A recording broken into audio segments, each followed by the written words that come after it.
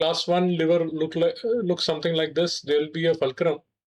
Now this fulcrum can be anywhere on this scale, but what we need to understand is that the load and the effort would be on the two ends of the scale, calling this as a scale.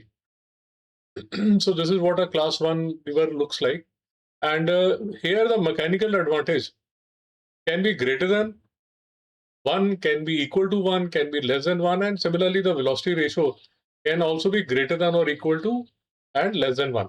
You can have a look at your textbook. So I won't be going into the details because my intention is to cover the questions.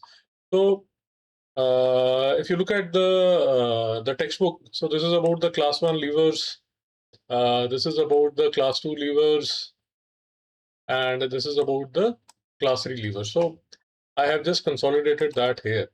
So this would be greater than equal to less than 1. This would be greater than equal to less than 1. So this is about the class 1 levers. Class 2 levers. Class 2 levers, if this is the fulcrum, then we understand that the effort arm would be longer, and this would be the load arm. So this is how the class 2 lever looks like. Now for class 2 levers, remember that these are called force multipliers. The mechanical advantage is always greater than 1 because they are force multipliers, and the velocity ratio is always greater than 1. And when we come to the class 3 levers, what we need to understand is that the load arm is longer. The fulcrum is on one side and the effort arm is shorter, and the mechanical advantage is less than 1, and the velocity ratio is also less than 1. They are used when we want to gain in the speed. So this is the table that I'll be referring to again and again, because this question would be asked many times has been asked many times in the previous questions. So dash lever will always have this is the keyword, will always have a mechanical advantage of greater than 1. So why I'm saying it's a keyword, because class 1 also have greater than, but they are asking us always greater. So always greater is class 2. So our answer would be class 2. This would be the correct answer.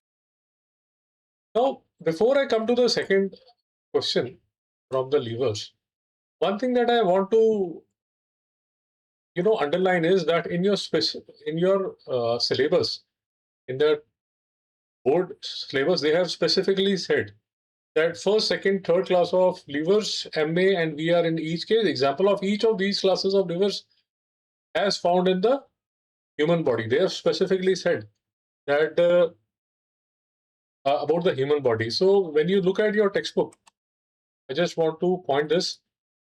This is a section that please, cram this. Even if you don't understand, please cram this.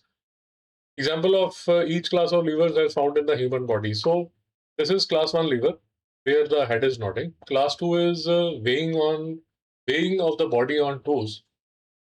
And class 3 is raising a load by the forearm. Even if you don't understand, please cram, because this is again a very important question. So nodding of head would be class 1, and lifting of weight on your toes would be class 2. As I've already told you, this again is one of the important questions. This also comes again and again. Okay, so because we are going the lever questions first, then let's skip this. This I found to be a very interesting question.